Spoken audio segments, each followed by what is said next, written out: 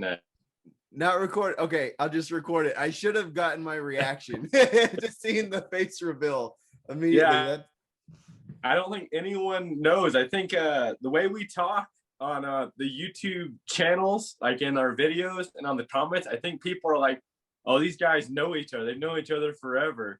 And it's like, yeah. I mean, how long have I been watching your videos? It's been more than a year. Has it been more than a year? It's been almost exactly, I think, like 1 year. Almost exactly a year. That's crazy. Yeah, there's a man. Yeah, because like you had your channel, and I want to say, did you go on a break or something for a while? Yeah, I had to go on a break. It wasn't intentional, and then I knew there was a way to schedule videos, but I just I didn't have it figured out in time, and so I had a huge lull. And I think people were kind of concerned, like, did this guy just disappear? I still can't get over the face reveal. Yeah, I've seen you like for the past year. You've never seen me. Yeah, man. Nobody sorry. has. I tried to put. I did try to prop some stuff up. My head is blocking. I guess the main thing you'd be able to see. If people don't know, because I know you got a lot more subscribers than I do, that's for sure. And your content is way better, although it's getting longer. I was watching the latest video you posted, and I'm so used to it. My eyes said, "Oh, 5 minutes." Okay, and I'm watching it, and then I was talking to you, and I'm like, "This is a long 5 minutes." And clicked on it again to see like how much more was left. I was like, "Oh, 55 minutes. That's yeah. Oh, and the crazy thing about that video is I did it, and I didn't have my speaker working. So I finished it the first time and I was like, oh my goodness, I'm so exhausted. I was like, let me listen to it and see how everything went. And I was like, son of a gun. Like it didn't record. And I was like, part of me was just like, forget it. You're not going to do this video. It was a whatever idea. Just stop it. Just do something else. And I was like, no, I'm going to do it. I'm going to do a second take. And I'm just going to do it all again right now. And so I did like 2 hours of like nonstop talking, like going over it. And I was like, oh, okay. And then I was like, I just got to put it out there. Cause I thought it was something. So the video we're talking about, we're going through so much. Let me first introduce everybody to you. This is the Flaming Chicken right here. This is his first time showing his face. We've been following each other for like almost a year now. So it's really cool seeing you in person. And you know what? Like I've done videos like this with other Pokemon YouTubers, but I'm going to start this series, and I guess you'll be the first one. Just be like Poke Talk. We're just going to talk Pokemon stuff, just like two guys. We like Pokemon. We do these videos, and we'll just talk about what we want to talk about. Like that's what this is going to be. I made a list. You made a list. Keep us on track. Cool. But yeah, so the video, the long freaking 50-minute video I did, it was about the pull rates. And I got the idea from you because you were opening up boxes, and in it, you're like, I don't know. I don't even know if I commented on the video or commented somebody else, but you're like, I don't know if I'm supposed to get 2 of these or 3 of these in a box. Like, I don't know what the rates are. And I was like, I wonder what those are when I was watching your video. And I was like, usually I like to comment some information. I was like, let me look it up. And then when I looked it up, I saw that information. And I was like, this would be a cool video to just put out for everybody to see what those pull rates. But yeah, that video was inspired by your video. Oh, thanks. Yeah, no, I was watching it. I was like, man, no, this is definitely really informative. And you even said it right off the bat. You're like, this isn't going to be one of my normal super fun videos. This is going to be information. And I like both. I like both the informative and the fun videos. So especially some of the videos, the waifu collection, the dirtiest Pokemon cards or whatever. That was funny because you had your wife's reaction on that one. Yeah, and her friend as well, right? Yeah, that was my wife and my sister-in-law. That one did really good. That was one of that video took off. That did really well. Then a few other videos took off. But yeah, that one was a lot of fun. And my sister-in-law now lives over here in Texas, so we were talking about doing another one of those, like a whole bunch of dirty Pokemon cards. Part 2. Yeah, part 2. Even dirtier ones. Yeah. It's funny too. It's definitely the Japanese ones that you gotta find to really do that. I don't think they've let any American ones bleed over, even recently, which is kind of kind of funny, I guess, but I guess that allows us to have like a double art, because they always make a different little edit to the card. So Yeah. Yeah. Like the Japanese ones are definitely the worst. Like you have like and I'll probably put some edits on here. Like there's the Naked Misty one. That's one like yeah, that's comes to mind. Like super there's famous. there's no, I don't think there's an English card that comes as close to that. Now with these waifu cards, like some of them could be kind of suggestive and like kind of crazy, but not as intense as like the old Japanese cards. But Yeah, so some of the ones I've seen, like the newer waifu ones that you want to call it per se, I've been looking at them like when I see them, and I'm like, what's Pokemon getting at? Because aren't they like supposed to be really young characters too? Like I was like, yeah, that's a thing that a lot of people like. Misty, I want to say, is like a teenager, like I don't know, like 15 or something. And then there's a lot of them are younger. Like some of them are older, like the gym leaders, like Cynthia and stuff. But yeah, it is kind of weird. In Japan, have you ever been to Japan? I have been to Korea, not Japan. Okay. Yeah, Japan's kind of weird like that. Like we watch other anime and stuff like that. They kind of play around with like the age stuff in cards. So it's kind of weird. Like I think there's a term for it too. Like they'll have like creatures that look really young, kind of like a vampire. It's like I'm a Yeah, thousand yeah. years old, but I look like I'm 12. So it's like so I could look sexy because I'm 1,000 years old, even though I'm in the body of this. It's like really strange. It is Like very borderline. yeah, Japan is an interesting place for sure. Now, show me the card. What card did you So, bring? so I broke the rules. I know you said one. Uh-huh. One for art. If I had to pick art, and really, and it's already been on the channel. I really liked when they did these series where it had the WB Pokemon and they had that little gold label up there, and then when it wasn't the same art style at all. When this card came out, the art style was this that was going on. So when this came out, it was like, oh, is this even a real card? Like, and then turns out it is, and I think same as you even mentioned just recently in your video, you're not a huge necessarily Charizard fan, and Yeah, neither yeah, was I. Like, yeah, I wanted it back as a kid just because everyone wanted it, yeah. but Mhm. really, I prefer Dragonite over Charizard. I mean, and that was before they even had the episodes. That was just Mhm. based on the card. I was like, oh no, this guy is is the one that I want. Yeah, I really like that art too. And it's cool that you brought that one up because it's like it's an older card now, but it's one that like a year ago or even now it's probably what is that? Was that a 9 or 8? What grade was that one? Oh, this was a 7, A sadly. 7? But still wonderful card. That's the other thing too. It was surprising for me when I got into grading cards. Like 7 through 9, the difference is it's minimal. It's just so minimal. And That's it with PSA. With PSA, I feel like 7 through 9 is pretty minimal. Like PSA grades really harsh 7 through 9. And then Beckett, I feel like everyone says grades really hard, like 9 to like the tens. The tens are like almost impossible for Beckett. But once you get below at 8, like 8 7s, it's like 7 8s and maybe yeah. 7 8s are like pretty easy. Like a 7 and an 8 can be like a 6 sometimes. Like a PSA 6 can like cross grade to like an 8 or higher sometimes. Like a lot of people have told me that. I haven't done it that's 100% personally. worth it. That's Yeah, 100% yeah, worth it. yeah. To see that 8 or a 9 on the slab looks a trillion times better than seeing a 6. It's crazy. The and I'm glad I'm not crazy because I had the same exact opinion. I was like PSA 7 and 9, and of course 10 really hard, but really like you got that barrier at 7 and 9, and then Beckett. I haven't sent anything in the grade to Beckett, but by looking at forums and looking at their grading system, like in terms of they don't have 1 through 10, they technically have 1 through 11 technically. Because of the different levels of 10. Yeah. So Yeah. so in reality, it's like okay, and the one video I did, and sadly it posted, but it didn't put it gave the slide content and not the actual PowerPoint slide. It goes over that. It talks about if you think you have a card that's perfect, and this is getting into price point, which I know you don't care too much about price point. That's why I like Yeah. watching or do like watching your Hmm. channel. But for anyone watching this, for price point, it makes more sense to send a card into Beckett because if it gets a gold label 10, it's still nearly the same price as PSA 10, like value wise.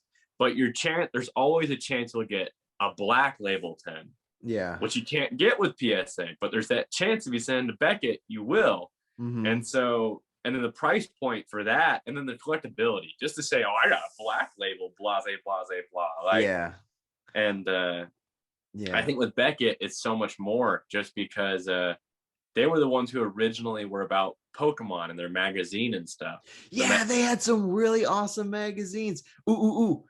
Hold on, I could edit some stuff too, but I think I could have I could bring it. I think I have a Beckett magazine that I could show. Yeah. These Pokemon. Yeah, that's Beckett an awesome one too. Birthday Pikachu. Yeah, That's this is an the one I awesome remembered because I did a video. I talked about it because I remembered it when I was a little kid. In this magazine, they were talking about how the Birthday Pikachu was going to outprice the first edition base set Charizard. Like they were all like, oh yeah, this card is going to be rare and more expensive than the first edition base set Charizard, and it might have been like a little bit more expensive when this magazine came out, but now it totally isn't even close. Yeah, I was going to say, yeah, when that article came out, it's more likely like there was a hype probably behind it, so that shot that price up, and then people probably like the personability of that card. Yeah, you can write your name in there. Yeah. Yeah. So they're like, this is a card that you can't pull because they're probably like looking at other things. You can't pull this card. So it isn't like there's a crazy amount. And I think you had to like mail something in or being part of a club. So like, oh yeah, Birthday Pikachu. Kind of like, yeah. Those clubs, I was too young and my parents really weren't into buying me cards. So, and like those clubs, the cards you got in those clubs like really are huge collector items right now. So it was a shame I never like if things would just been a little bit time period difference, like if I would have been a little bit older, my parents would have been a little bit more into getting me these. Like the only thing that really let me play it is one parent convinced my mom, well, it helps your kid learn math, which is yeah. I was only like 5, so if you want to get me excited about math, like yeah, let's put some damage points and stuff on there. And then put some potions and subtract some off of there and the prizes and add up all that stuff. Definitely. Then you gotta like weakness and resistance and stuff like that, like add it up. That was a huge, that was the selling point for my mom. But and sorry to detract, and I know you've done some of your favorite cards throughout your episodes, but I guess for this episode, and hopefully you have something prepared because you sent me the question. Yeah. What's probably your favorite card to present? Is going to be art style or playability or? Oh, definitely not playability. I think it's art style. This is the one that's like on my desk, so it might have been shown in like some of my videos before. But it's the Shining Gyarados. Oh man, Red Gyarados. Yeah. It's gonna seem like I made the video based on this video, but I just did. I pre-made a PSA video like send-ins. It's not that one. It's the EX Gyarados that's red, but that's the OG Red Gyarados. Yeah, and I got this one from like a friend called me up, and he was like, "Hey, I'm at this card shop." And they have some really cool Pokemon cards. And I was like, show me pictures. And then I saw that Shining Gyarados and it said like $30. Oh, man. I was like, $30. What a steal. Yeah. And he was like, yeah. I was like, that doesn't sound right. I was like, show me a picture. And he showed me a picture. He's like, and I was like, I want to see the front and the back. And he was like, yo, it's beat up real bad. And it is. But I was like, but it's $30. Like, I don't know if you can see how bad it is in the back. It just looks like there's some little nicks. Doesn't look like it's like torn or anything. Yeah, it's not torn. It's not torn. It's just like a lot of whitening, and somebody put like a little pinhole in the top. Yeah, the pinhole thing gets me. I don't know why people do that. Yeah, it's like I think little kids like hung it up on their wall. But still, I was like, I don't think I'm ever gonna find a Shining Gyarados for $30 if I don't get this one. Like if I'm gonna get a Shining Gyarados, it's gonna be like 70 or 100 or something. So I'm like, I just have to get it. So I got it, and I do. I like it. So yeah, luckily I talked myself out of getting one. This was like right before Logan Paul decided to join this, but Pokemon had that. I don't know if Logan Paul is really responsible for the spike that everyone talks about. It was really kind of on its way. Yeah, it was rising. So I feel like it was like this. Like there were some other things, and then Logan Paul probably saw all that stuff and he likes Pokemon, and then it just kind of like it really excel. I think he put gasoline on a fire that was already burning. So I there was think so already too. excitement, and then he just whoosh, squeezed gasoline on it, and then everybody was nuts. Because when I was looking at that, someone had one ungraded. I want to say it was between $200 and $300. And I almost bought it. Ooh. It should. I didn't get to see it in person. This was, doing Facebook Marketplace. It Mhm. looked like it was in good condition. And I know that they are kind of worth that much. There is, of course, a teeter in the market, which I've got on my itinerary here. But while you have that card, I know the playability makes it rough with the fire and water energies. I saw that, but like HP and like damage and stuff and other things, can we go over that card just to see how rough it would have been to have tried to have played that card? Yeah. Okay. So yeah, you guys can see it again real quick. I'll probably put it up there. But first attack, excuse me, 1 water, 2 fighting energies, and that's fighting energy. No. Oh my God. But you're right too, because that's the first attack is 1 water, 2 fighting. The second attack is 2 waters and 2 fire. So it has 3 different types of energies to use. Yeah, that's just collectability. Mhm. Could you imagine if you won a tournament? That's your card you played at the end to show off to win. Yeah. I'm not great at playing, but I can't imagine putting this. Yeah. What's the HP at when it 100 HP is its 100 is its HP. Its first attack is 30 plus, which is flip a coin. If heads, attack does 30 damage plus 10 more damage for each damage counter on Shining Gyarados. If tails, this attack does nothing. So that's, you don't want to do 3 energies, 2 of them different types, and if tails, you don't do any damage. And then the next attack, which is the 2 water, 2 fire, discard 2 fire energy cards attached to Shining Gyarados, or this attack does nothing. This attack does 10 damage to each of your opponent's bench Pokemon. Don't apply weakness and resistance for bench Pokemon. Then flip a coin. Of heads, choose 1 energy card attached to each of your opponent's Pokemon that has any energy cards attached to it and discard those energy cards. So that could be pretty insane. You could detach a lot of energy cards on your opponent's side, but still, that's a lot of stuff to do. Yeah. With him, he's part of the Shiny series that has the 3 stars in the bottom, right? That's right after this set. This one actually, I believe the Japanese one does, but the English one does not.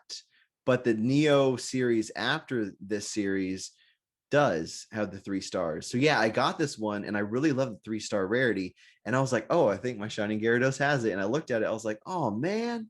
And I looked at the other ones. The English one, 1 star, the Japanese 3 stars, and then the set after this one has 3 stars. So I believe this set, which is Neo, I forget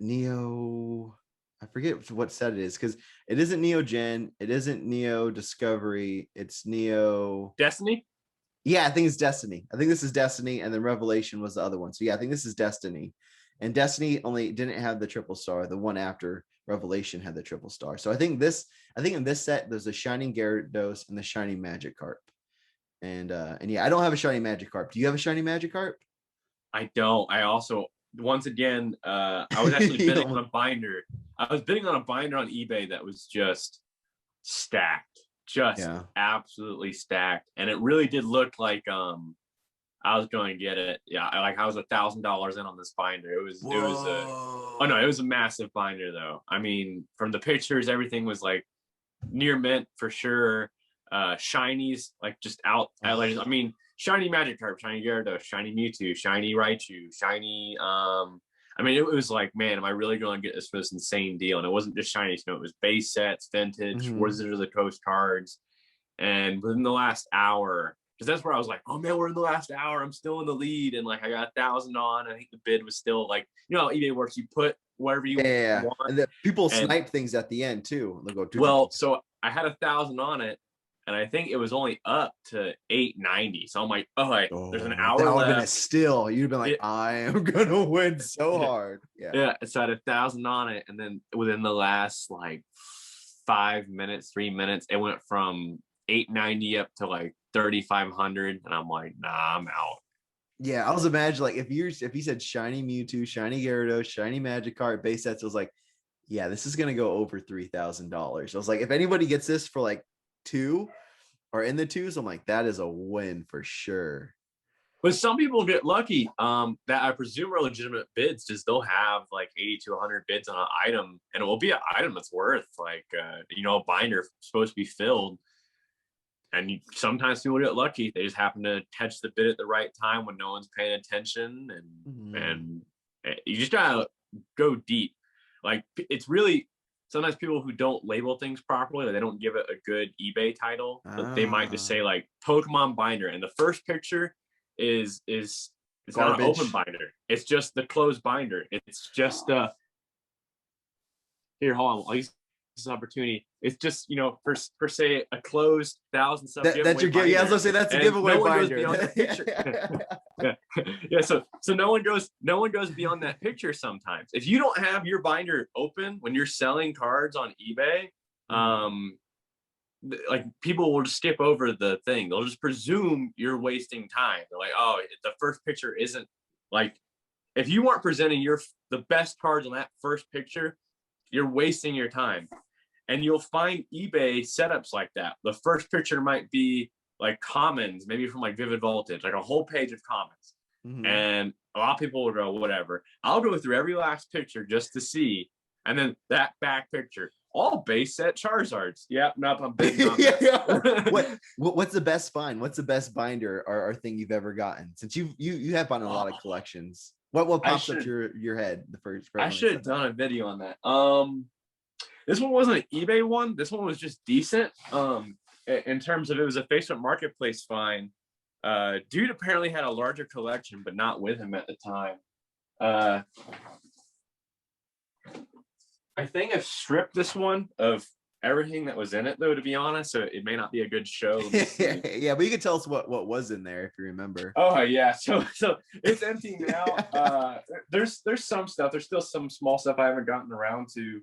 But it was a vintage set. So it had the rares that were equal to this too. So there was some of those really nice Houndooms, the ones to where it's got like that purplish night background. And there's still some rares in here. There's some rare trainers in here from it's a beautiful Misty's card. So but yeah, this binder was stacked. Take my word for it. I've peeled a lot of stuff out, getting it ready for grading. And you can't see it now. Maybe I'll flip my camera around. It's gross, man. I wish PSA would be accepting stuff because I'm really piling up over here. That's what I was wondering, because you're still doing the guess to grade and the PSA thing. So I'm like, you're just putting them in the card savers and just getting them ready. You're just doing the paperwork and putting them in the card saver and just stacking them away. So whenever they do open back up, you're just like, here you go. So you can see those are the ones that we did the videos for already. There's 3 sets. These videos are going to drop. There's more right here. It's hard to see them with the background, but there's 3 sets right there. And then it's a table. How do let's see here. Oh, how to flip camera swap. And then these sets are getting ready to go. These will be videos that will be made. And then I've got you can see all the plastic stack over there. So yeah, I'm just I'm making those videos, and I know I do talk a lot of smack about the PSA. Yeah. But I will, so that I guess bigger audience with you. I hope people will watch this. I know they'll watch it for you. I don't know if they'll watch it for me. Maybe the first 10 seconds up, there's the flaming chicken. In terms of price, though, like if you're going to send bulk in, like me, if you're going to send just bulk cards, PSA you can't beat for the price. So I will give them that, because I was looking at BGS, and unless there's a membership that I couldn't find, BGS wants like $25-$30 per card. And that's not even insurance and shipping. That's just to grade it. Yeah, they're expensive. I believe I think they're always a bit more than PSA, and yeah, I think CGC was a bit less expensive, and then PSA always had those good deals. Like when I sent my cards into PSA that I sent in like 6-7 months ago, I think it was like $11 a card. Yeah, so that's what when you're doing bulk, that's what about averages out to. Especially depending on how much insurance you pay, you get to like $12 a card. And I would say the insurance is worth it. Peace of mind, because these cards, Man, they're expensive. Even the brand new cards, brand new set cards, depending on what card it is, you'd be talking $300 to $1,000 for one card still. That's what put us in this situation though. That's why there's so many cards in PSA right now, and that's why they had a like I don't. That's the thing too. It's like I wonder if PSA's prices will ever. I don't think we're ever going to see $11 again. I think the lowest we're going to see is like 20 something. I don't see PSA being like, oh yeah, send us $11 bulk submissions. That'll be crazy if that happens. I'm thinking each one of those cards might be $20, man. You're said I think they're making us consider to be like, hey, if you're gonna send something in, make sure it's worth it. Like, stop sending us your Pidgeys and your Rattatas and stuff. Like, send us stuff that can actually, that people actually want to see graded. Because for a while with that boom, people were like, give me those PSA 9 and 10 Pidgeys and stuff. Like, oh yeah, that's gonna be something. That's gonna be something. That's gonna be something. And now they're just flooded with like millions of submissions. Well, they're not totally wrong, because like base Charmander for a while, base Charmander, not even no shadowless, not precision, just base Charmander, PSA 10. I think they got into the hundreds. Yeah, I'm not. Yeah, in the submission, like I have like 30 cards sent over. I think 9 of them are Charmanders. The Japanese base set Charmanders. Because I'm from that one set you had. Yeah. Oh man, I was jealous when you were opening up those cards. From these. Yeah, man, what an awesome video too. Yeah, those were going like at the time. I don't know how much they are now, but at the like a couple months ago, there was like PSA 10 Japanese base set Charmanders going for like $300 or $400. I was like, holy cow, yeah, I'll send some of these in. Like, I was like, these look really minty. Let's see if I can get that. But I don't know, because I'm sure everybody saw that and they're like, send in all the Charmanders. like that's my fear. Is like, I'm gonna get my Charmander back, and like everybody's like, yes, we got all of our PSA 10 Charmanders, and let's put them on the market. And then people, and that it's just gonna go down, like all that supply. People are gonna be like, I'm seeing like a whole bunch of these Charmanders now. Maybe I'll just spend $50. Who knows? We are seeing the market come down, not drastically, but I'd say 10%. Some stuff heavy. Charizards have dropped heavily, so now's a great time to buy a Charizard. Yeah, that's exactly like. Yeah, I'm not worried, because like I'm like you said, like I don't really focus too much on the money. I'm like more on the collector side. So I'm seeing this stuff drop, and I'm not like, oh no, I got to get rid of things or blah, blah, blah, because like I want to get as much as possible. I'm like, no, it is like, I don't think it's like a pop bubble. It is like a decline, and it's going to come, something's going to happen, and I have faith it's going to come back up. I still have love for the hobby, and I see a lot of other people have love for the hobby. So yeah, I feel like there's still a future for Pokemon, and it's still going to go up, even though it's dropping right now. But yeah, like you said, now's the time to start looking at the Charizards. Now's the time to start looking at those ones that you're like, wow, that's really expensive. And now you're like, wow, maybe I can afford it now. And that's like that. I still need to get the delivery Pikachu. So I want that to drop a little bit much. That thing went up too so quick. Oh it did. I was like, I'll get that later. I was like, I don't think the artwork on that is that cool. I'll just get one of those later whenever, in a month or two with my Pokemon budget. And then I went to go get it later, and my friend was like, yo, have you seen the delivery Pikachu? I'm sending all mine to PSA right now because they're selling for insane money. I was like, oh, crud. 10 grand. Yeah, I was like, are you kidding me? I was like, I was waiting to get that thing later. I was like, I need to go online and see what I can get. I was like, no, they're all priced out of my budget now. I was like, dang it. So I didn't watch the historicals on that. I know that was like a free card you got when you bought however much from the Pokemon Center, and then it basically went from free to 10 grand. That's what it felt like, because and I'm not quite certain how you even make that climb unless one person just said 10 grand on eBay, and someone said, yeah, sure. And then once someone does that adds a validity to that price point. That makes it like, oh, well, that's kind of now the price.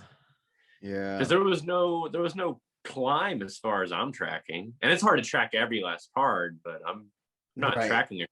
Yeah, I think it just came to they're like, oh, this is a English, you know how there's like a lot of Japanese only promos. It's like that one was promo. I think it's like labeled like Canadian delivery Pikachu, like Pokemon Center. So it's like an English only Pikachu holographic promo card that, yeah, I think you had to spend $25 at the Pokemon Center and then they give it to you. And I did. I spent that much, but I missed that giveaway by like a week Few or days. so. And I was like, my fingers were crossed. And the box came and it had the delivery Pikachu tape on it and stuff. I was like, yes, yes, yes, yes, yes. And I opened it up and I was like, no, I missed out. I didn't get it. Because I was looking at things and I looked at my cart and it showed like it at the Pokemon Center, it showed the addition of the delivery Pikachu. It was like, oh yeah, it added it. And then I was like, you know what? I need to buy something else instead. So I left that there and then I came back like a couple of weeks later and I didn't see it, but I was like, maybe it's still there. And I was like, I'm still gonna buy it and my fingers are gonna be crossed. And I was like, no, it wasn't there. Don't they know who you are? Yeah. Yeah, let me message Pokemon. Do you know who I am? I need that delivery Pikachu. But that's been like I'm so bummed I missed out on that card. I still think it's ugly. But I'm still sad. I mean, I'm not impressed with it personally. I mean, it's neat to see. It's neat to see when they do things like that, though. When they're like, because you've got like the Sailor Pikachu or Navy Pikachu. It's neat to see when they take them out and they put them basically almost in like a different universe. You know? Yeah, exactly. Like we call like the Poncho Pikachu's. Like I don't know if you can see it with my camera, but I got the Mario Pikachu and a Charizard Pikachu. Yeah, Mario back Pikachu. there. Yeah, those are some of my favorites. Charizard, a card with Charizard and Pikachu together, then a card with Pikachu and Mario together. It's like I'm so happy I got when I bought those cards. I think one of them was like $70 and the other one was like $120, and they're both graded 9. So I was like, yeah, these are super cool, and I could have gotten so many more. And then I don't know, a few months ago, they hit to like 1,000 or over 1,000. Now they probably decreased. I don't know if they have or haven't, but I feel like maybe because like the same thing with I have a base set blister pack that I got for like $120 a couple years ago. That went over $1,000. And now I'm seeing people sell them for like $600, $700. So I'm like, But again, I'm never going to sell it. So I'll watch it go down and I'll watch it come back up because. Yeah, so and a question popped into my head, and because even me, you know, people say collection. I guess the terminology is correct for me. It's technically a collection since it sits here for me. It's gonna be sitting there for a while. And I like seeing it. And it was never my plan was never to like pump and dump it. My plan was to get it through, grade it, hunt down the cards, have them pass through my hands. Now for you, as I've said, one thing that I think almost all your viewers probably appreciate is that you aren't about the marketability of it. You're like, I just really, really like collecting it. Is there ever a point to where you like, if you just get however old, you're like, yeah, no, like I could sell these? Or yeah, I think about that. I'm like I feel like there's cards, like I talked to my brother because we had that first edition base set Charizard that still we haven't gotten graded, but I think it'll get like a 5 or a 6 or something. Still awesome, man. Yeah, still super awesome. But yeah, I remember being like, oh, this is worth a few $1,000s. And we weren't really into Pokemon. We just knew about that card because this was like 4 or 5 years ago or something. But then we're like, no, too many memories. And now still like so many memories. So like that's a card that me and him talked about. They're like, even if like in 40 years that card is worth $100,000, like in a 6 condition or something.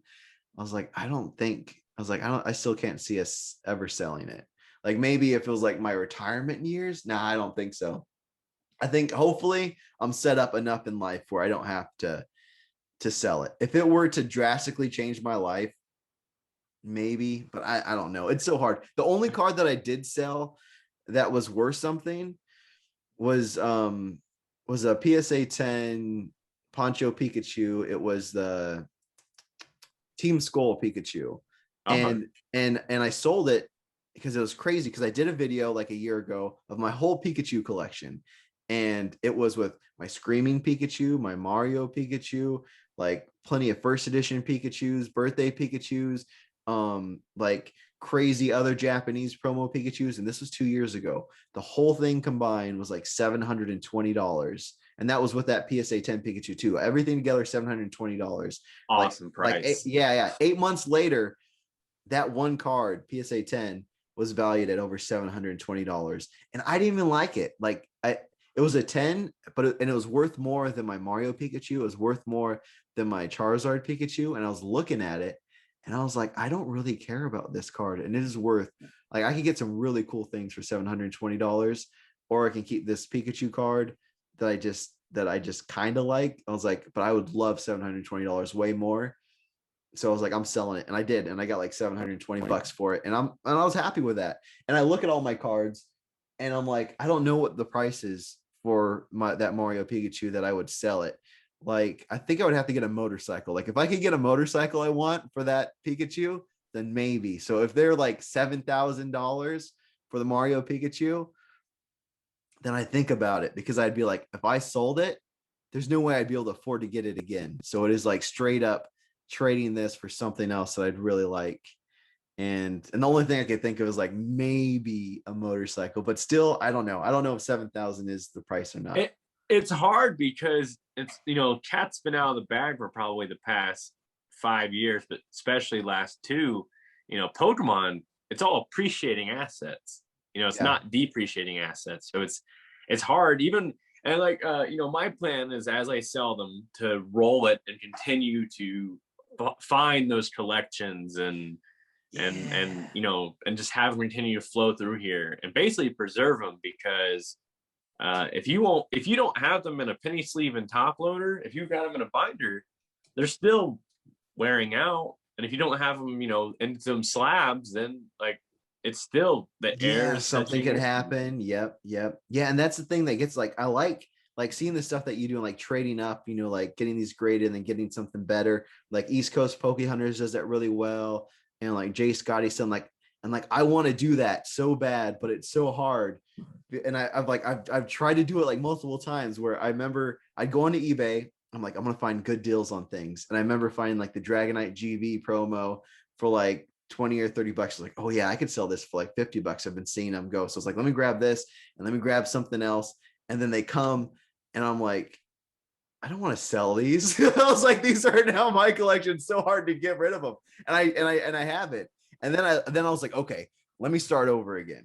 Let me sell some things that I have like crazy duplicates of. So I went through like, that always helps. That makes it easy. Yeah. So I was like, okay. I went through my sealed collection and I sold some of my birds, like sealed promos. And I was like, okay, I sold some of those. I got like $150. And then I bought some other, then I'm going through eBay and I'm just finding more things that I want. And I'm like, oh, now I can get this. And it comes, I'm like, oh yeah, I'm keeping this. So I'm like, I can't keep the cycle going. I just get to the second step. I just sell some things and I get one more thing that I like. And it's hard to keep on upgrading, because once I get to a card, it's just tough. It's tough for me to sell and upgrade, because I just want to hold on. And I think my wife was afraid I was going to, and technically, I guess the way it looks, it's been that way, because I won't sell right now. I told my wife prices have dropped, and I'd still make a profit. But for example, like I'm telling you now, Charizards have dropped drastically. I still have it listed for this price. I'm not going to lower it. I'll just wait till it comes back up. PSA 8 Shadowless Charizard in October, November was selling. It wasn't just one sell. It was like plenty of them, 8 to 10 grand. Plenty of them, 8 to 10 grand on eBay, like multiple bids, legit sales. PSA 8 Shadowless Charizard right now, 2.5. So I know it's still like a high price point for a lot of people, but get it while you can. And the thing about like what you're telling your wife, do you watch SM Pratt? I don't. Okay, so he's a Pokemon YouTuber that is like probably like the most knowledgeable like collector investor for me. He's been doing it for a super long time. I think he's like the number one collector for like the trophy Pikachus. Like that's what he has. Yeah, he has like the illustrators. He has like the illustrator cards. So he has like millions into Pokemon, right? And he started years ago, like when he was in college. and he tells, so I listen to his stuff and his advice. I love learning that stuff too. And he was like, the biggest thing that he tells people for investing is to have a budget. And so when it comes to times like this, to where you're not afraid, like you don't, he's like, he has millions of Pokemon, and there's a joke because like he films his videos, he doesn't do editing, and he lives like in this rickety house that it looks like people call it like his grandma house, because he looks like in this old like 70s 80s style house. And he's like, I live below my means because so I can buy these things, and when they drop, I'm not afraid of the decline, because he's like, because I know it's going to come back up in the long run. It's going like this. The people in the short ones, that when it starts dropping, they get rid of the things. It's like, that's why they don't have that crazy growth. He's like, things drop and I just buy. He's like, I just buy more. He's like, I'm not afraid of that. It's a budget. He's like, budget, live below your means, have that kind of money so you can buy these cards and these things when they come out, and you can hold on to them when they drop. Like, you don't have to get rid of it. He's like, that's that. And he talks about rare mint. The rarer the minter, the better. Like, it's his thing too. It's like, how rare is it? How mint is it? That's, those are kind of the things that you want to get. That 10 label, I think, as long as it's the 3 graders, I would originally, if this video would have been 3 months ago, I'd say 2 graders. But I think PSA's folly is they're allowing a 3rd grader to come up, which is CGC. And as long as you have a 10, like that was a mistake I made. I think one of my first few videos, I had ran into a dude on Facebook Marketplace. He had been doing Pokemon. He's like, I'm out of it. Do you want to buy these cards? They were all PSA 10. It was the Typhlosion, the Mega Nemo. It was like my first video. It's what I was like, I was thinking about starting. I was like, this is perfect. He sold me like 6 to 10 PSA 10 cards, all from Wizards of the Coast. And it's like for $500. And I was like, I know these are more than $50 a piece for sure. And I've sold them all now, but I was like, yeah, I should have held on to them. And I knew that too. Yeah. But you have to get the wife on board. You got to get that money rolling a little bit to make your wife be like, okay. Yeah, that's true. Like the first time, like when I sold that one Pikachu, and I was like, I just sold this card for like over $700. I was like, I think that was one of the first times where it's like, oh, him talking about all this money stuff and Pokemon cards is actually real. Like, it isn't just me just making up numbers like, hey, that Charizard card? I think it's worth this much now. That base set pack? It's worth this much now. It's like, yo, he actually pulled out a card that he spent $70 and now sold it for $700. It's like, this stuff is real. It's crazy. Yeah, so I loved playing the game as a kid. I don't know who really didn't. Like, that it was a fun little thing to play, especially when you were that age. Like, you got these monsters, there's art, you got shiny ones, the holo foil. Like, yeah. And you beat your friends or they beat you, whatever. And when everyone was out of it, I was like, no, I'm gonna hold on to this. And they were like, why? I'm like, well, it's not taking up a huge amount of space. It's open, but it's just normal. It's a little bit bigger binder. That's why it has it, kid. Like, it's just one binder. Like, it will travel with me and hold on to it. I see these becoming something that you wish you would have held on to.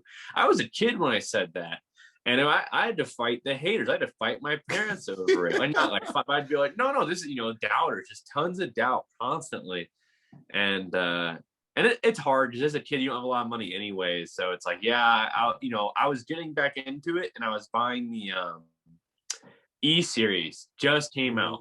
You had the pack that had it had the Ninetales on it, the digital Ninetales on it at Kmart, and you had the pack that had the digital Nidoking on it. And I was buying several of those, and I was going to get really deep into it, trying to get my friends back into it. They were like, no, we're not doing that anymore. And I was like, okay, I guess we're not doing this. And like, E-Series is almost just as sought out after as like base set stuff. Yeah, no, like it is. Like the prices are crazy. Like I'm gonna show some more. Go for it. Like one of my favorite ones. It's the Expedition pack, and it's like it's gold and it looks beautiful. And like this awesome. Pack itself, it goes for like $500. I don't know. I mean, there's a decline. I don't think this one. I don't know if this was hit as much, but like I checked a month ago it was like a $500 pack, which is I bet you it's insane. still up there. I mean, I can't see.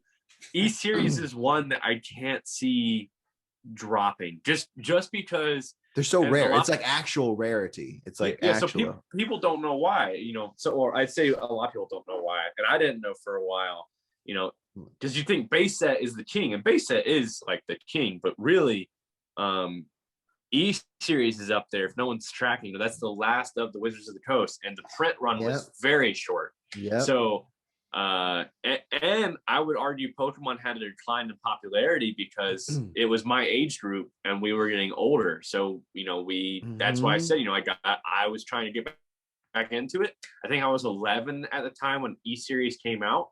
And my buddy was like, "Oh, we're not doing that anymore." And that was not just my, that I know my buddies isn't everyone in the world, but we were that age group, and a lot of people were phasing out of card games. When I talk, because I talk to like a lot of people like doing the interviews, and I swear like 90% of the people are like, I got in during base set and I got out at Neo Genesis.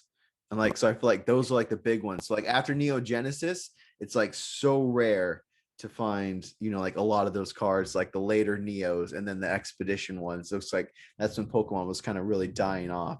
But I'm pulling it up right now, the price. That's why I wasn't oh my goodness. Yeah.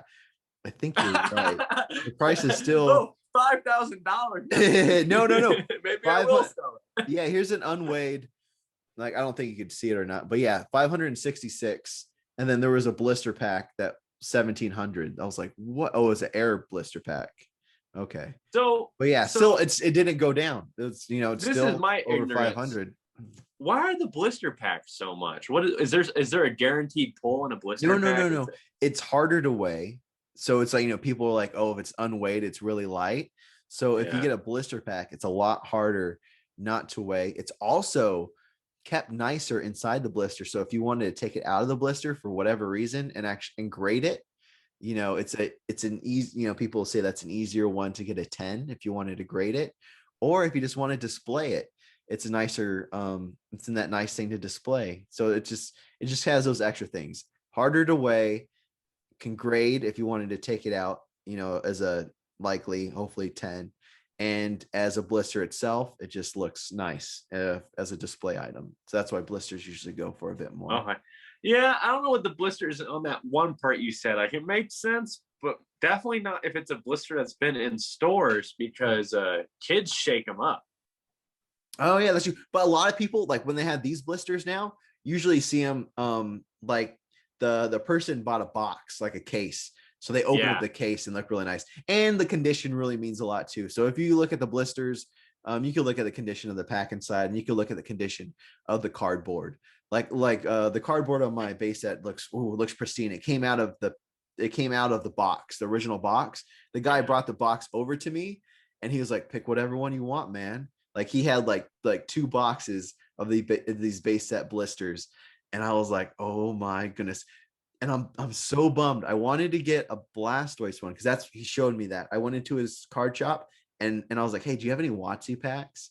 And he was like, actually I do have this. And he brought out a base set Blastoise blister.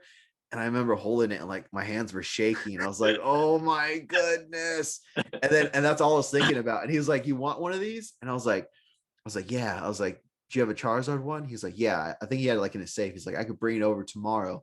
And I was like, cool.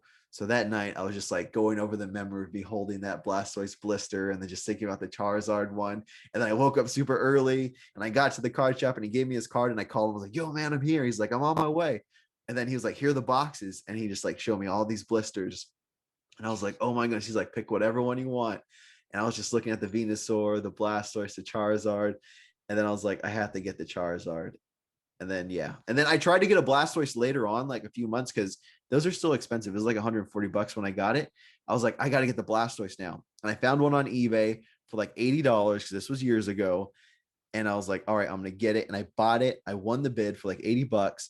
And the guy said shipped. And then he messaged me. He was like, he said, I'm not shipping it anymore because the blister, he said, it's kind of coming apart. The cardboard kind of ripped. So I'm just going to fund you back your money. And I was like, oh, all right, man. And then again, I was just like, I'll just buy one later. I had this $80. I'll get something else. And I never bought one again later. And now they're like $600, $1,000. And I'm like, I guess I'm not getting my Blastoise blister. See, and that, that's one of the issues for me too. I can't buy stuff like that. I open packs. I can't help myself. I can't. So I know I can't buy a $600 booster pack. I'll open it. I will. And I will open it. And I had that sealed product, the Vivid Voltage packs and the Darkness Ablaze, and my plan was I'm just going to keep it sealed, or at least I try to get duplicates. I think I did at one point. I had one of each or two of each. That way I could keep one sealed and open one for the channel. Yeah. And yeah, no, I just was like, time to open these. Same with the same with the high V boxes, which if you haven't gotten those yet, those are an awesome I watch you watch them. I open. have one. I should... Japanese high V. Yeah. I have the Shiny Star V, the black ones, right? Yep. I don't know if you can see, but yeah, there's a black one. I got that one up there. That's such a fun set to open. That's such a great set. But what I was gonna say, so yeah, I used to always open them too. Like my channel started because I wanted to open up vintage cards. Like my first video was opening up the jungle pack, and I was like, I'm gonna buy, because that jungle pack, when I opened it, it was like $50. I was like, I could spend $100 a month on cards, get 2 vintage packs, open them up, and then on a special month, maybe spend a few $100s and open up some other packs. I was like, I could do that. So in the beginning, I opened up Jungle, I opened up Rocket, I opened up Gym Challenge, I opened up the 3 base set packs, I opened up a lot of vintage. And then and I'd open up Neo Discovery packs because I just get them for $30. And then one day I went back to get a Neo Discovery pack, and it was like $60. And I was looking at it, I was like, I don't think I like, with my budget, I was like, I can't open up a $60 pack. Like that's when it kind of hit. I was like, I'm out. I have this $60 pack. I can't open up this pack. And then next month it's gonna be 70 or $80 because like I can't do that anymore. Because like I'm not selling them either. Like I'm holding on to them. So I'm like, that's when it just kind of hit me. So like I have my last Neo Discovery pack there. Like I got it, and I was like, I can't open this for a video. It's like it just went up too high. And then I have a Neo Genesis pack that I think those are like $300 or $400. And I was like, I can't open that because if I open it, I can't replace it. So I think that's what happened. It's like once I had these packs and I was like, if I open it, it's gonna be really hard to replace it. I was like, I can't open it again. So that's what happened. I really, and it's only because I just recently did a PSA video. I really want to open the Team Rocket. I want to open a whole booster box of Team Rocket if I can.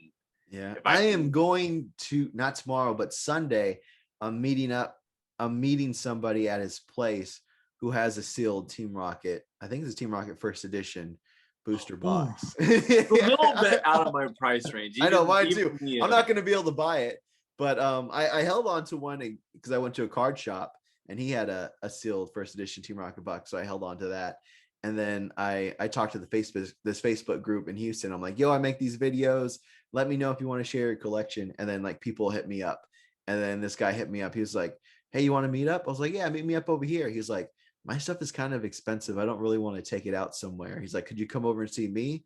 And he lived like 45 minutes away. So I was like, well, what kind of things do you have if I'm going to drive 45 minutes away? And he showed me that sealed box and some other things. I was like, okay. I was like, I understand why you don't want to bring that crazy expensive box and like these gold stars and other things. I was like, I'll meet you. I was like, I'll meet you. And which is crazy because there's a lot of these guys.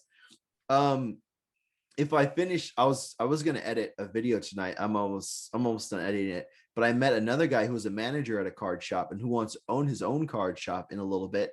And he has his whole upstairs is like just collectibles, like sealed 64 games, sealed Game Boys, just all the regular Game Boys out. He has like displays, like old Nintendo Wii displays and PlayStation displays, and he had a bunch of gold stars and a bunch of boxes and bunch of boxes of sealed promos. And I was just like, holy cow. Like, I was like, this is insane. Yeah, there's a lot of there's people like that. It's nuts. Yeah, I'm trying to find I'll find these collections. I'll find decent collections. I'll find collections of people who obviously did it as a kid. Mhm. Um, were on, same budget as I was as a kid, and they could really only get cards basically through friends, or they got lucky and got some pulls. But like I haven't come across a collection, and not like a whole collection, but I haven't found a collection that has like a gold star yet or anything like that. Like those Yeah. one-off hitters that are really cool. And I think those people know not to sell their cards. I think it's really, it's really hard to That's the find. thing. If they held on to a gold star card for that long, it's like they probably know. And if they were into Pokemon during that time where a lot of people weren't into Pokemon, and they still have that stuff, then it's like, yeah, they probably know about it. Like it's gonna be rare that you're just gonna see somebody open up a binder and be like, hey, what are these cards worth? And it's like Gold Star Mewtwo and Pikachu and Charizard and everything else. It's like you don't see those. You see what are these cards worth, and it's a jungle and base set and rocket. And those just the sets that everyone had as kids, and they're like, "What are these worth?" Somebody told me that this Machamp's worth $100,000. Yeah, like you said that I got this. So Machamp. I was just going to comment. The one thing that does get old when buying Pokemon cards is I think I would rather someone know the market than someone just imagine the market. Because I get a lot of people who don't know, and I'll try to make it a little bit comfortable. I'll be like, well, here's what eBay says for a few of these. I'm, if it's a big collection, I'm like, I'm not going to go over your entire. I'm not going to show you everything on eBay. Yeah. You should have done that before you talked to me. And here's what we'll do. And he's like, all right, but you'll get some people who are like, they'll hit me up, and they'll be like, and I'll go, hey, what are you thinking? And they'll say $2,000, and there may have been 3 hollows. One of them, of course, being first edition Machamp. Yeah. I remember your video talking about this. Yeah, and it happens more than once. It happens a lot. I see it a lot, and I don't have patience for that. It kind of bugs me. I feel bad because I like to be all positive. But yeah, like you, like whenever I see these people, like, here's my collection, I want $10,000, and there's like one first edition Machamp, everything else like commons or whatever, and I'll message like, oh, I looked through your collection, and I'm not seeing where you're seeing the value of $10,000. I think it's kind of like from like you guys, like, can you point out to like, what am I missing? Where are you getting this $10,000 from? So yeah, I'll go. What makes you come up with that appraisal? and well, they're really rare. Got that. Pokemon cards. I will say they don't seem as rare as people make them seem. You have just like, I have come across tons of base set cards. Yeah. World scheme, I guess, yeah, they're rare. But in terms of finding them, it's not like trying to find gold. There's a commonality to them. People have them. People bought them as kids. So, like there's a few, like there's only so many Charizards in the world. Like that's when you're starting to narrow down to that rarity. So what makes you think, just as you said, it gets old. So it gets really hard to not be mean, especially like if you went a week. Because, I went a week where I just drove around and bought Pokemon sets just from eBay and from Facebook Marketplace. I think I spent I don't want to highball it, I don't want to lowball it, probably 5 to 10 grand in a week buying up Pokemon sets. Yo. There was it's not new content. You've already seen that. I've seen all that stuff. Yeah. Over the time. But you just have to, I had to tell a bunch of people, I'm like, I'm not interested in this set. Like I bought $5,000 to $10,000 worth, but I probably walked away from another $10,000 worth as well, because or what people had wanting, $10,000 worth, and you get tired when you're going at that pace. You get tired. You're like, look, man, you're like the 5th person who wants like 5 times what these are worth, and I already know I'm gonna have a hard time talking you down, and so you just hold on to them. Maybe they will be worth that one day, but they're not worth that right now. You just try and be as polite as possible. Yeah, that's another one of my friends that I watch who does a lot like we do. He buys people's collections and he'll show them on his channel. Jay Scotty's son, like he was talking about this purchase he made. I think it was like maybe it was a couple $1,000s, but the person was like, hey, I want to sell my cards, I want to go like buy an RV or something like that. And he had some really cool cards, but he was saying like these are all near mint, near mint, near mint. And my buddy looked at him, and his budget is only like a couple $1,000s, and he was like, hey, you have some cool cards, why don't you come over and we'll make a deal. And he ended up like trading him and giving him like $1,500. But he was like, I sat him down and I showed him, I was like, these cards that you're saying are near mint, it's like there's whitening like here and here and here. It's like, that it's not, this isn't near mint. It's a nice card, and yeah, it would be worth a lot of money if it was near mint, but in this condition, it's like worth half of that, or like this, and like all these other ones, they're like worth half of what you're thinking. You have a cool collection, but it's not worth what you think it's worth. And I don't have the patience for that either. And another thing is like what you were getting at. Well, yeah. Well, so when I'm dealing with a near mint thing, or if I think I'm about to, I try and make sure I bought it. I did it early on in my series. I was talking about, and not this one. I don't want to move. I got cords everywhere, but buy a PSA 8 card off eBay. Nothing crazy. Like I bought and a hollow one preferably. I bought that PSA 8 Magneton hollow, and I just bring it with me. Oh, that's perfect. That's such a good idea. I don't know why I didn't think about. That's the first time I heard about that. That is a brilliant idea. And I go, hey, these aren't near mint, and maybe you have someone. I don't think there's that many, at least when you're talking about that market, not so many scammers. You have people who generally just don't know. Yeah, that's what I think most of it is too. They just don't know. And you go, hey, this isn't near mint. And you go, look, man, I bring this with me, so that way we have an actual legit example. And you pull it out and you go, oh, hi, do you see this? I'm like, it's going to be minor, I know, but in terms of, what these cards are worth and how it works, it's these minor details that make a difference. And if you need to, I could see you needing to bring like maybe a PSA 4 along and the PSA 8 to show like, no, it's literally those minor differences. That's what it is. But I haven't had any trouble bringing the PSA 8. I've only had to use it like 3 times. And once I pull it out, they're generally like, yeah, okay, no, I could see it. And you're like, yeah, it's the minor wear that can really just, is a difference between perfect near mint and like they call it excellent when it's a PSA 6, right? Excellent or something. Yeah, I think it is excellent. I have those too. I think it's like excellent. 6 is excellent to mint, and then 5 is excellent. So 5 is excellent, which is crazy because you're like, oh yeah, that card is in excellent condition. I don't want it because it looks terrible. Yeah, I don't like the wording they use. It because that screwed me up a little bit. Yeah. And if you have a card in good condition, it's like, no. I think that's like a 3. It's like it's good. It's PSA 3-2. It's PSA 3-2. Yeah, they do like, oh yeah, it's good condition. Like, the one person I bought, I think I paid $1,000 for this set on eBay, and it had some rare cards, and he said they were in excellent condition.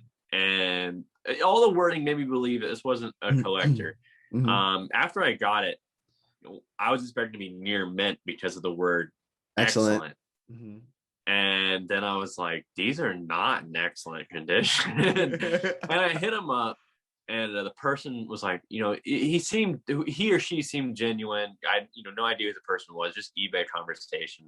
I tried to pull myself back. I of course was livid in my first message. I was like, yo man, these are not excellent. And he felt so bad because I don't think it was a collector who was using that wording. They just thought they were in good condition. He's like, hey, I thought they were in good condition, in terms of what I thought was excellent. My bad.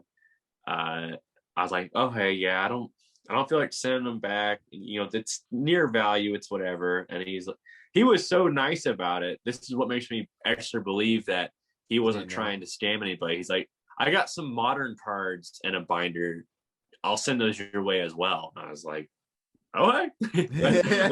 Yeah, sure. It was a bunch of reverse foils. It was nothing crazy, but if someone's going to send you a second thing like that, kind of like, yeah, basically broke even probably. And then he went ahead and sent me that, and I was like, yeah, I don't think that dude was a scammer. I just think he was using the wrong wording, which Yeah. happens. Yeah, I haven't really Which gotten scammed. I've had people send things really terribly, like packaged terribly to me. Like they're not scammers, but you know that they're not used to this. I'm like, what? I bought near mint base set Zapdos from eBay, and they sent it to me in a paper envelope with no sleeve at all. It was just like, there you go.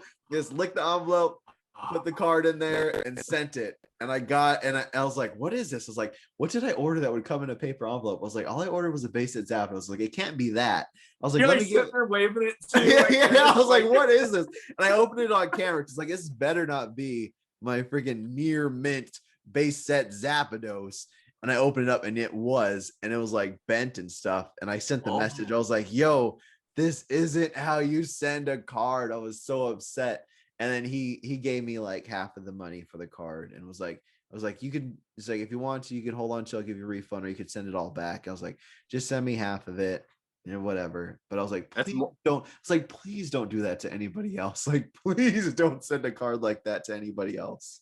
that's more than fair on your part, because a crease or anything like that, I mean, that's more than half the value for most cards. Yeah, I got it for a pretty good steal too. So I was like, okay, I got it for probably half the value, and then he took another half off. So I was like, this kind of breaks even. I wouldn't have purchased a Zapdos in this kind of edition for that, but I don't have to ship anything back. I hate shipping things. So I was like, I'll just hold on to it. I don't have to ship it back, and it kind of has whatever value we sent. It becomes a hassle, and when I was hot selling stuff, I was like, I don't want to mess up anyone's package. Like I had to like keep stuff separate as best as possible, and it gets difficult. I mean, it's a fairly large room to do things in, but it is still a utility room. And whenever something breaks in here, I've gotten all my cards off the floor. That's scary. So. Good idea. That's happening to people. Somebody, Joe, I think I was talking to somebody else, and he was telling me that a Pokemon tuber he watched, I think Johto Johnny, his house caught on fire, burnt all of his cards up. And then I know somebody else. I don't know. And then another friend that I did an interview, like one of my in-person interviews, Mav the Mad Collector, his house flooded, like his pipes burst. I think that could have messed up some things. And I saw other videos of somebody who had things in their basement, and yeah, boxes of their cards and like their collection got flooded as well. It's like, that's some scary stuff, man. It's a possibility for me. I've done as best as I can to mitigate. And that's the other reason why I want to really the PSA to open up. yeah, that's, yep. I've been thinking about doing a video like protecting your stuff. And yeah, that's one of the big things is like sending them in to get graded, like protecting the condition of the card and protecting the card in that case. Like that is like one of the number one ways that you can protect your card and protect your investment is getting those things graded for sure. I'm going to cry though if they want $20 a card, but I believe, I think you're on the money. I think that's going to be exactly what happens. Even so, you know, they finally made things right. They've gone to clear through dates. I don't know, or complete. I don't know if you're tracking that. So, you know, they finally did what they needed to where they said, okay, we're not taking any more orders. Mm-hmm. Holy crap, guys, calm down. And here's what we're going to do. We're going to, you know, try and do it. We're going to list what we have priority of trying to get done and when. And that's really the simplest way to explain complete through dates. But the dates haven't moved recently. I've been looking at complete through dates for like the past 2 months. Yeah. And they're still showing 8 July 2020 for the TCG value. Even for walkthrough, which is the fastest service, it still said February 2021. So even if you did a walkthrough card, holy cow. I don't know if you hear that, but there's like crazy thunder. That sounded like it came in my backyard. Oh my goodness. Well, hopefully you don't have that crazy storm they had 3-4 months ago in Texas. Yeah, we get crazy storms every once in a while. I'm supposed to take my motorcycle to the dealership tomorrow morning to get some things worked on. I hope it's not storming then. I was like, I'm not gonna be riding in the rain. It'll roll and pass, man. It'll roll and pass. Yeah, they move so quick, but whew, that was crazy. Shoot. Oh, you're talking about the I'm PSA February and the walk-ins taking forever. Yeah, even walkthrough service. I mean, walkthrough service is supposed to be exactly how it sounds. You walk Walk in, you in. pay like I think it's $500 for a walkthrough. It might be more. You walk in, you say, "I want this card graded." It's you usually do this for your cards that are worth like 20,000 a card, and you're paying like I think 500 to a grand for the service, and you walk out with a PSA with that card graded, and even walkthrough service is still February 2021. So if you sent anything in March, if they were still accepting that service, they haven't even gotten to March yet, and it's been sitting on February for like the past 3 months. That's a service that's supposed to be you walk in and walk out with that card. Yeah, that sounds pretty crazy. I imagine, yeah, that sounds insane. It's nuts. I mean, PSA doesn't know what's I mean, yeah, I don't know what they could have done, but it's crazy. Like I think I sent mine cards in September and they're on like the part 2 or whatever. How many? They're like 6 or 7 parts. Yeah, there's like 8. 8? Yeah, I think it's on the second or third part. Yeah, and it's been there I, for like 2 months.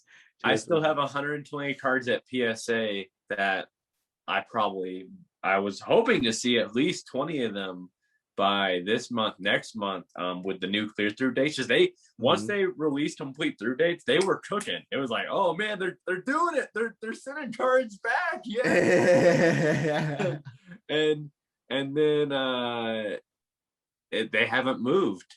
The Yeah. dates haven't changed. I know multiple people who've sent in like thousands of cards. Like I was talking to PokeGal, she was like, "Oh yeah, I've sent in 8,000 cards." I'm like, "What?" And then I talked to Jay Scotty's son, and he's like, "Yeah, I sent in like 3,000 cards." And those are just like 2 people that I talked to. I'm like, how many other of these like big time collectors? Like when they saw those $11 things, and you were like, "I'm gonna send in a couple hundred," and I was like, "I'm gonna send in 50 or 30." They're like, "We're sending in 8,000 of our Yeah, favorite cards." It's like, that's what? $30,000 to just for Yeah. the grading service. Yeah. Yeah. And PokeGal, I want to say she had like 11 first edition mint Lugias. Like, yeah, Neo Genesis first edition Lugias. I want to say she said 11. She had other ones. She had a binder page of like other first edition Lugias that weren't quite mint enough, but she was like, I'm hoping for a few tens. I'll just throw them out. Lugias. Yeah, yeah. Yeah, just what is this? A speck? Get out of here. Get out of here.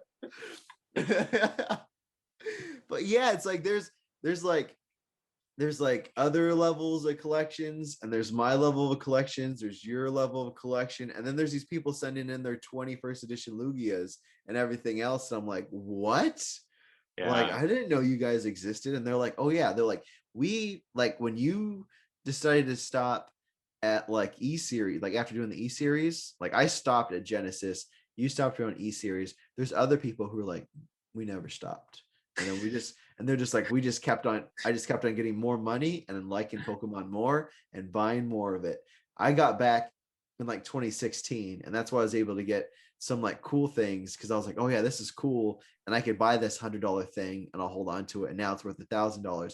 They were buying boxes. She has like she has expedition boxes, like multiple. She has legendary. I think she has every single English box except for first edition base and shadowless base. She has a base set box. She has a jungle. She has a fossil. She has a rocket. She has Skyridge. She has expedition. She has every single box except for those first edition and the shadowless. And there's other people like Shreddy Breck who has like so many different boxes of like Watsy and stuff like that. They were like, oh yeah, Yeah, we never stopped. They're like, or we stopped, but I came in like 2009 or 2010, and I bought those E series boxes, and I bought those legendary collection boxes, and I still have them. It's like, I, whoa. I did the math percent change. So I do a lot of percent change math now. Mhm. Just 2020 forced me to basically start doing this for fun, but also in order to keep this going, I had to get other funds that forced me to do the stock market and do the stock market. So I do everything percent change math. I did the percent change math. If you would have bought just one first edition sealed base box, uh, it would have been a percent change of 250,000% in your Oh, investment. so that's like back in like 98 if you bought it then and held on to it now. Yeah, but that's Like when I was like 350 or something, selling at it. Well, I mean, 350,000. they would have been 200 back then, Yeah. and Yeah. so I think it comes out Wow. to 250,000%, not 250%, 250,000% value change from your initial investment to now, and that's just insane. That's just Yeah. insane. A lot of big companies have never had, like, I don't think Microsoft has had that percent change from when they started in a Yeah. garage to now. And I don't think. Yeah, that's some people crazy. got 3 and 4 of those things. Yep. Yeah. It Yep. Yep. And just, they're just still holding on to them. And like the people, that's the thing too. It's like the people who have those things, they hold on to them for a while. They don't want to just show like, oh, it's selling for this much. Let's all put our first edition boxes out there and like flood the market. They're like, no, we're going to hold on to them and just like slowly put them out there. Like those are the big brain, crazy well collectors. But the other scary thing is like now that Pokemon's worth so much, people are doing those fake PSA 10 Charizard cards and fake first edition boxes and fake first edition Genesis boxes. Like they always kind of did those boxes and stuff, but they were kind of cruddy. And now they're looking a little bit better. And like they're hitting these PSA cards like a little bit better, where I'm seeing a lot of them. And if you don't really look at them, you can get one. So that's kind of nuts. You can be like, oh yeah, that's a good price, I'm gonna get it. And then it comes and you're like, crap. And you're screwed out yeah, of this, that. this That's isn't what I scary. wanted. Nope, because Yeah. I got one thing that's been on my list that interests me. I think other people are probably curious. It's funny. At the start of this video, you're saying you weren't really good at playing the game. I was going to say, was there a element type Pokemon group that you kind of pulled towards, at least for playing wise? Not so much the art, but was there a like, the original elements or even the new ones, one that specifically that you usually play more so with I for the think I game? think fire and dark type are pretty cool looking. Like when I play the regular video games, I like Umbreon, I like Charizard a lot. So I think the dark types and the fire types and the dragon types look really awesome. So I like those. Then I like Pikachu, so I like electric type a little bit of Pikachu. So so yeah, I like and then yeah, I like a lot of types because now I'm thinking about it. I play the TCG online game, the old one from the Game Boy. Sometimes on like I'll do a live stream late at night and I'll just play that game and talk to people. And whenever I do that, the deck I play, what's it called? I forget what I think it's called like something rain or rain dance. Maybe it's just called the rain dance, but it's basically the Blastoise deck because like Blastoise is a pretty awesome It card to is Rain play. Dance, I think. I think it is Yeah, Rain yeah, Dance. yeah. So I'll play that deck because that deck's really fun. You get Blastoise out and he just powers everybody up, and then you just like destroy the other deck. So that's the only deck I play. That's the only old deck I play, and I'll go and I'll just play that deck. So that's I It, guess card game water and base it's set. it's really funny. Smart people. I remember my brother, because he had several Blastoises. He never got a Charizard. And he tried to trade someone for Charizard just to add to the collection, but no. When we were kids, and no one would do it. And he would try to explain to him like Charizard isn't that good. Like It I just isn't. want to. Not And played. It's not a good card to play the game. The base set Charizard was not. and some people, as kids, just didn't believe it. Whatever, 100 damage. That's all they saw. Mm-hmm. And one dude is a really big PokeTuber. Man, I cannot remember his name. I feel bad. He's one of the dudes I originally followed. But yeah, he even talks about the playability of certain cards, and he was like, Charizard was probably one of the worst playability wise cards, but people were just so drawn to it. And they still are. Especially because of how good the water types were, like Gyarados and Blastoise and Lapras, to have a fire type that people wanted to play that was weak to all those. Ooh, that even makes it worse. And its attack, it had to discard 2 fire energies, so you could only do that attack, and then you have to like wait 2 turns to power it up again, and then you're just like losing those. And so yeah, as a kid, I liked playing that card. And as a kid, I just had my first edition card, but we had it protected. We had it in a top loader. So I had it in the regular thing, and I had the top loader, and I had my 60 cards in top loader. So my deck was like that tall. Nice. But I wanted to protect all my cards. So I'd have to shuffle this big deck, and everybody else was just playing bare cards are just in the sleeve, and I was just like, here's my deck, and here are all my cards, and I'd be like, here's my Charizard first edition, and I'd get whooped. But yeah, I played with that Charizard first edition, and people would still just destroy me, and I'd be like, oh, this card sucks, huh? But I just liked it. So it wasn't until I understood the game better that I was like, oh, these are the decks people put together. Blastoise is really good, and then I just play with that deck whenever whenever I'm bored, I'll play that game, and it's pretty fun. Any other questions? Because like we've been talking for like almost an hour and a half. Yeah, and man, I guess this one I wanted to start with. I'll cut it off to this last question because it's the big thing that's going on right now, and I had a really lame video on it like 4 or 5 months ago. Okay. No, because I drew it all on papers. I don't know how to do that's the one that it messed up or whatever, and it didn't. No, I drew it on paper. It was talking about scalpers when it was early in the game. Yeah. And of course now I never I guess I couldn't say I didn't imagine it to, but I just didn't want to think it would happen. I never thought it would really come down to violence in terms of scalpers. And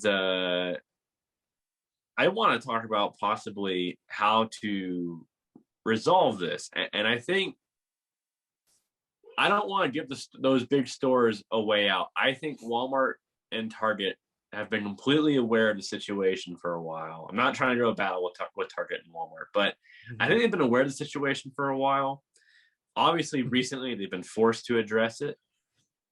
I think there's certain things they could do before we have to do things. So if we want to end scalping, the whole community has to essentially stop buying cards. They're all marked up. Marked up for the scalpers. Yeah. Just from people. Even when it and to teach them a lesson, just don't buy it at all. Let it drop. Let it continue to drop. And I mean, there's a few ways to go about it. And I think another way to battle scalping before it gets to our level, which it's about to, if we want to make a change, is the stores need to not post their restock time. But yeah, even if they don't, I think it's a lot of the people they have like scouts. Not even scouts, they just have friends that work there, and then those people they like to talk. So like, because I'm part of these Facebook groups, and they'll be like, hey, do you want to join this? What is like Discord? So like the scalpers have like Discords where they have like we list like the Discords, they talk about all the drop off times of like all the Targets, all the Walmarts. So it's already like set up. And the store doesn't have to say this is when it happens. They know the distributors, and they know this, and they already have it marked down, and they can just say that. But I think it comes down to, like you said, not buying from scalpers, which I feel like that's such an easy answer, and that's like something that'll never happen. There's always people. It's gonna happen. Like people are gonna buy from them. I don't buy from them. I think like I'm not gonna buy crazy things over markup, like crazy markup thing. I won't do it, but other people are gonna do it. So I can't say like that's an answer. That's not like a logical answer. I think the thing is just kind of like Target, at least Target I know that it's close to me is doing, is just limiting it, and then Pokemon just keep on putting more supply. I feel like people are getting the hint because now we're seeing like battle styles still kind of selling at just like market. Like scalpers aren't really looking at those anymore because they're not getting the big prices they want. I think it's Hidden Fates is still really affected. Like people see Hidden Fates, so they're still selling for really high. But I think it's still just limited to like 2 and just Pokemon just to keep on printing them up. And then another thing that I'm worried about, you know how like we see a lot of Jungle and we see a lot of Rocket and a lot of Fossil and stuff, and like the Charizards and the first edition Jolteons, they could be worth something, but there's just so many of those out there. I feel like in a few years we're going to look at this time with maybe some Hidden Fates and with some of these sets out right now that these are the sets that there's like, oh yeah, that's that set when Pokemon was like up here and everybody was buying it and everybody was holding on to it and it was like really crazy.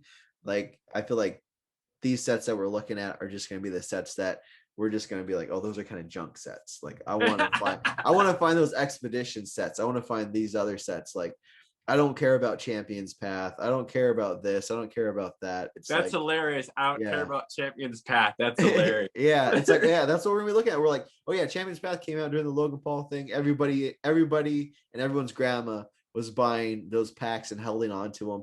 Everybody has a binder filled with them. Everybody has a binder filled with, you know, whatever these other sets are out right now. They're just like, like just ignore. I mean, the Charizards will probably be worth a little bit, but everything else is just kind of junk. That's the other thing. Like with these sets, there's like maybe 1 or 2 cards that are like really hard to get. Like the Pikachu, I like Vivid Voltage. That's like my favorite set that's out right now. I don't got the rainbow one. I've got the other one. I know, I saw you pull the other one. And yeah, I traded for this card because I'm like, it's so hard. People have been saying the pull rates for this have been like harder than the Charizard. And I love Pikachu. So I was like, I had to trade for this card. Yeah, it's so like 1 in 1,000 packs, right? Something I like don't that. know. It was really, like 300 or 500, really something crazy. So yeah, I was like, let me just trade for this thing because I know I'm never going to pull it because my pulls suck.